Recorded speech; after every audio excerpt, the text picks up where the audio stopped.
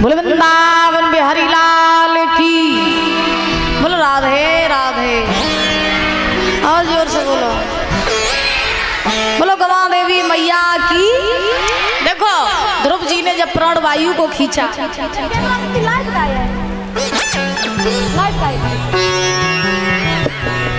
इंद्र का इंद्रासन डोल गया। इंद्र ने अप्सराओं को भेजा और अप्सराओं को भेज करके कहा कि अप्सराओं जाओ और जा करके पृथ्वी पर देखो कि कौन ऐसा भक्त है जो इतनी कठिन तपस्या कर रहा है, जिसने हमारे इंद्रासन को भी हिला दिया। जाओ और जा करके उसकी तपस्या को भंग करो। तो उसी समय अप्सराएं जो थी चली हैं और महाराज ध्रुव जी के पास में पहुंची, वही जहां ध्रुव जी तपस्या कर रहे थे।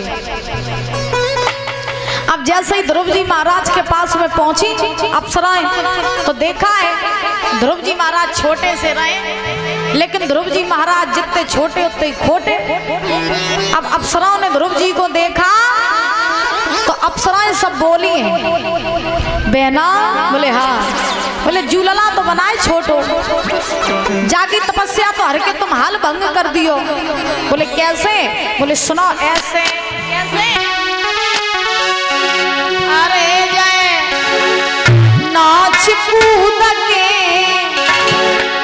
बना ले मेरी बहना, ललायू मरम मारो। जय नाच कूद के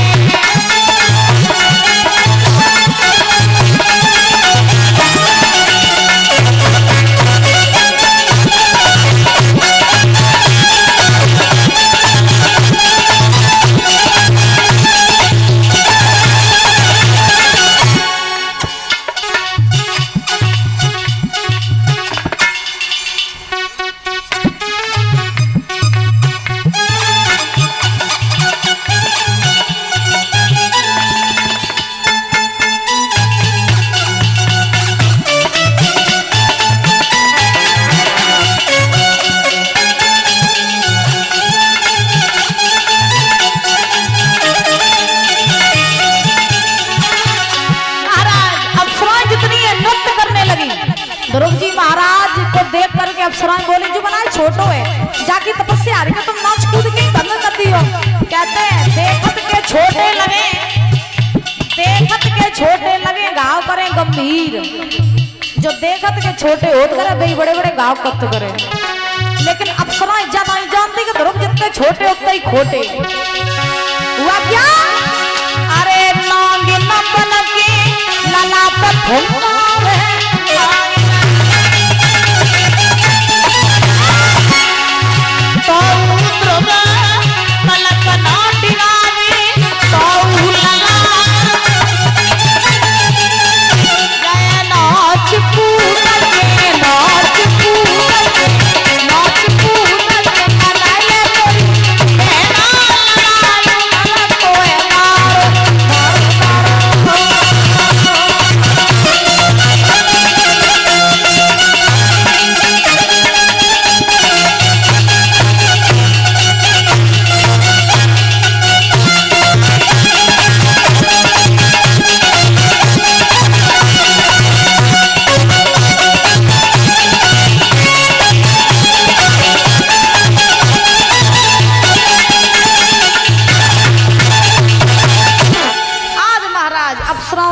किया, नाना प्रकार के उपाय किए, जतन किए, मगर ध्रुव जी की तपस्या ने भंग नहीं कर पाई।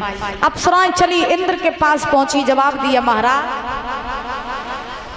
शिवांग यादव सिरसा से ये बच्चा माला पहना कर हमारा सम्मान कर रहा है और स्टाफ का सम्मान कर रहे हैं, बहुत बहुत धन्यवाद है। कामना करेंगे बच्चे की लंबी आयु होती रहे, बल बुद्धि विद्या बढ़ती रहे, बड़े होकर के अपने माता पिता का नाम रोशन करता रहे, कामना आकांक्षा है। अप्सराएं पहुंची हैं इंद्र के पास, जवाब दिया महाराज क्या करें, है तो छोटो लेकिन है बहुत खोटो, छोटा पैकेज बड़ा धमाका। हाँ बाकी तपस्या हमने नहीं भंग कर पाई, नारायण को बहुत बड़ो भक्त है, अब तो नारायण ही कुछ कर सकते हैं। तो सब देवी देवता भगवान नारायण के पास पहुंचे, जवाब दिया प्रभु जाइए और जा करके ध्रुव को दर्शन दीजिए और उससे प्राण वायु छुड़वाइए, क्योंकि अगर आपने ध्रुव को दर्शन न दिए तो ध्रुव प्राण वायु को खींचते रहेंगे और ऐसे ही अगर वो प्राण वायु खींचते रहे तो सृष्टि का विनाश हो जाएगा। जाइए भक्त को दर्शन दीजिए। तो नारायण भगवान चले, ध्रुव जी के पास पहुंचे। ध्रुव तपस्या कर रहे थे, भगवान ने जाकर के आवाज लगाई, बेटा ध्रुव आंखें खोलो। ध्रुव आंखें खोलो। तो महाराज ध्रुव ने आंखें नहीं खोली। उसके बाद भगवान समझ गए कि मेरी मोहिनी मूरत जो है वो ध्रुव जी के मन में है, और जब तक ध्रुव जी के मन से वो मोहिनी मूरत नहीं हटेगी तब तक ध्रुव जी जो है तपस्या भंग उनकी नहीं होगी। तो भगवान ने अपनी माया के द्वारा ध्रुव जी के मन से वो मोहिनी मूरत खींच ली, और जैसे ही वो मोहिनी मूरत खींची वैसे ही ध्रुव जी आज पछाड़ खा करके गिर पड़े। और जैसे ही ध्रुव जी पछाड़ खा करके गिरे तो गिरने से पहले भगवान ने ध्रुव को उठा करके और अपनी गोद में बैठा लिया। बोलिए नारायण भगवान की, बोलिए ध्रुव जी महाराज की। अब जैसे ही महाराज ध्रुव जी को भगवान ने गोद में बैठाया तो भगवान ने ध्रुव से कहा, बेटा ध्रुव हम तुम्हारी भक्ति से बड़े प्रसन्न हैं, तुम हमसे कोई वरदान मांग लो। तो ध्रुव जी ने कहा कि हे प्रभु मुझे आपकी गोद मिल गई, अब मुझे कुछ नहीं चाहिए, बस जो मुझे चाहिए था वो मुझे मिल गया, इससे ज्यादा मुझे कुछ नहीं चाहिए। तो उसी समय भगवान इतने बड़े दयालु हैं कि भगवान ने ध्रुव जी को वरदान दिया कि जाओ हम तुम्हें वरदान देते हैं कि तुम धरती पर रह करके 36,000 वर्षों तक राज्य करोगे। कितने हजार वर्षों तक? 36,000 वर्षों तक राज्य करोगे। और सुनो, राज्य से जब तुम्हारी इच्छा भर जाए तो तुम मेरे धाम को चले आना, हम तुम्हें अपनी गोद में स्थान देंगे। इतना कह करके इंद्र का ऐरावत हाथी बुलाया, उस हाथी पर ध्रुव जी को बैठाया और बैठाल करके जंगल से विदा किया। ध्रुव जी जंगल में आए, जंगल से जब घर आए तो देखा अवधवासियों ने कि ध्रुव भगवान को प्राप्त करके आ रहे हैं, तो चलो ध्रुव जी के दर्शन करने चल के। तो सब आए ध्रुव जी के दर्शन करने के लिए, 2-4 बड़े बूढ़े रहे, सब आए। अब ध्रुव जो है इंद्र के ऐरावत हाथी पर विराजमान है। जब ध्रुव ने देखा कि मेरे बड़े बूढ़े खड़े हैं और मैं इस हाथी पे बैठा हूँ, तो ध्रुव जी नीचे उतर के आए, सबके चरण छुए, आशीर्वाद लिया। देखो जिसे भगवान मिल जाए उससे बड़ा दुनिया में कोई नहीं, जिसे भगवान मिल जाए उससे बड़ा दुनिया में कोई नहीं। और फिर भी ध्रुव जी महाराज के भीतर कितने संस्कार। तो जब देखा कि मेरे बड़े बूढ़े खड़े हैं तो नीचे उतर के आए, सबके पांव छुए, आशीर्वाद लिया। और अब आजकल देखो कोई लड़का सरकारी नौकरी करने लगे, 30-40 हजार रुपए महीने कमाने लगे तो फिर वो अपने आप को अंबानी समझने लगता है। बड़ों के सामने तो झुकना तो भूल ही जाता है। और आजकल के लड़के झुकेंगे भी, पांव छुएंगे भी तो कैसे, परियां छुए के छाती तो लगा लिए जे हरी हरी की, नहीं कितना झुकबो नहीं जानते, झुक जाए तो बेइज्जती नहीं हो जाए। अच्छा पैर क्यों छुए जाते हैं? यज्ञपति महाराज बताओ पैर क्यों छुए जाते हैं?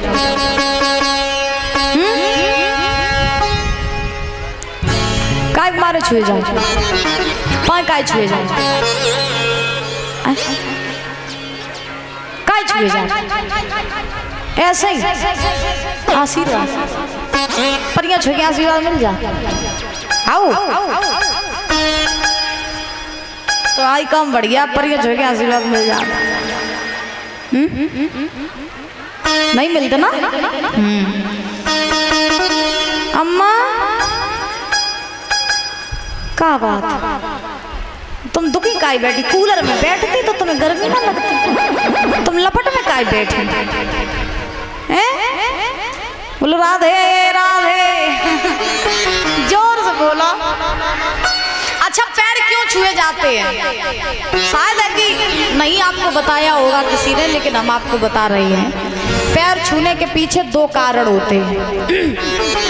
पहला कारण ये, जब हम किसी के पैर छूते हैं तो पैर छूने से बल बुद्धि विद्या आयु बढ़ती है, ठीक। पैर छूने से बल बुद्धि विद्या आयु बढ़ती है। और दूसरा कारण ये कि जब हम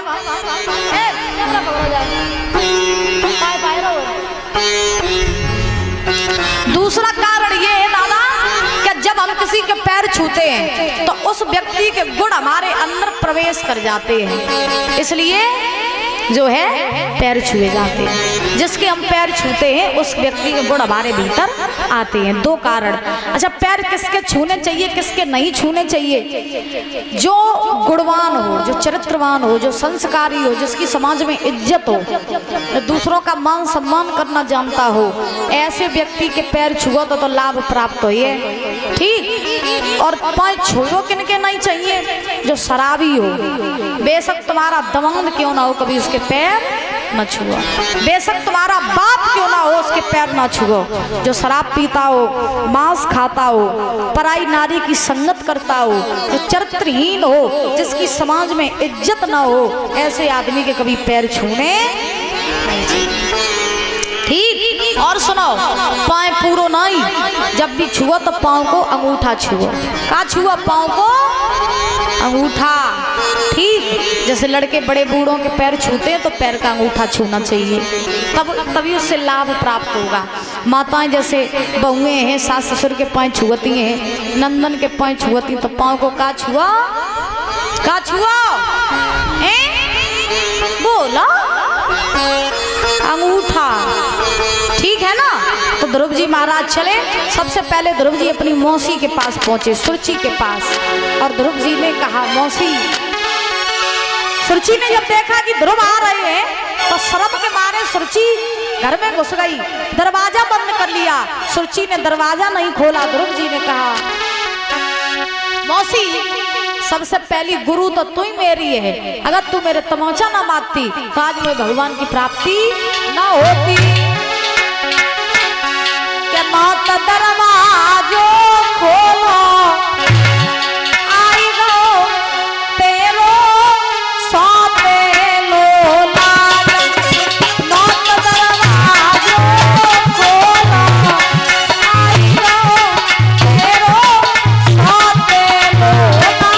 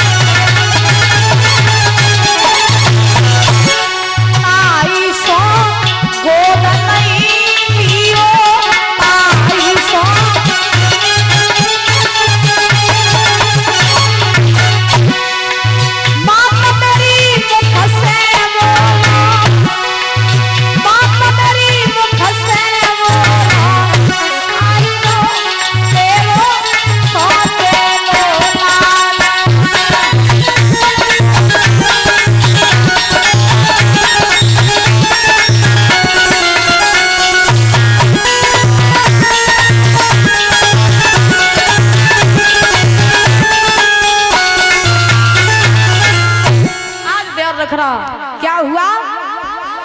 महाराज ध्रुव जी ने दरवाजा खटखटाया, मौसी दरवाजा खोलो, मगर परीक्षित जी महाराज आज जो है सुरुचि ने दरवाजा नहीं खोला। फिर ध्रुव जी महाराज जो थे वो चले अपनी मैया सुनीति के डेगा पहुंचे। मैया सुनीति ने ध्रुव को देखो अपनी छाती से लगाए रो लला, भगवान मिली है तो? ध्रुव जी ने कही, हाँ माँ, भगवान मिल गई मुझे। तो सुनीति ने कही, लला तुम बहु दर्शन कराए देने भगवान के। तो बाई समय ध्रुव जी ने आह्वान किया, प्रभु आए। भगवान ने जो है सुनीति को दर्शन दिए, राजा उत्तानपाद को। तब तक सुरुचि भी आ गई, उसने क्षमा मांगी, सुरुचि को भी दर्शन कराए हैं भगवान ने। आज महाराज ध्यान रखना, आज इस प्रकार से ध्रुव जी महाराज ने खुद का उद्धार किया और साथ ही साथ अपने कुल खानदान का उद्धार किया। बोलिए ध्रुव जी महाराज की, बोलिए वृंदावन बिहारी लाल की। क्योंकि कहने का भाव, संतान अगर चाहे तो कुल का नाश करा दे, और संतान अगर चाहे तो कुल का उद्धार करा दे। लेकिन ये सब होगा कैसे? जब माँ बाप चाहेंगे, ठीक है ना? क्योंकि जब हम कोई पौधा लेकर के आते हैं तो हम जब तक उसकी अच्छी तरीके से निराई सिंचाई नहीं करेंगे तब तक वो पौधा अच्छे फल हमें नहीं देगा। जब तक हम उसकी देखभाल नहीं करेंगे पौधे की, जब वो पौधा धीरे धीरे पेड़ बन जाएगा तो पेड़ वो अच्छा तभी बनेगा जब उसकी अच्छे से देखभाल करेंगे। अच्छे फल वो हमें तभी देगा जब उसकी अच्छे से देखभाल करेंगे। वैसे ही बच्चा होता है महाराज, बच्चा जब जन्म लेता है तो वो पौधे के समान होता है और अच्छे से अगर उसकी परवरिश नहीं करोगे तो वो महाराज जो है बड़े होकर के कभी भी संस्कारी नहीं बनेगा। इसलिए अपने बच्चों की अच्छे से देखभाल किया करो, पाला मत किया करो बच्चों को, बल्कि बच्चों की परवरिश किया करो।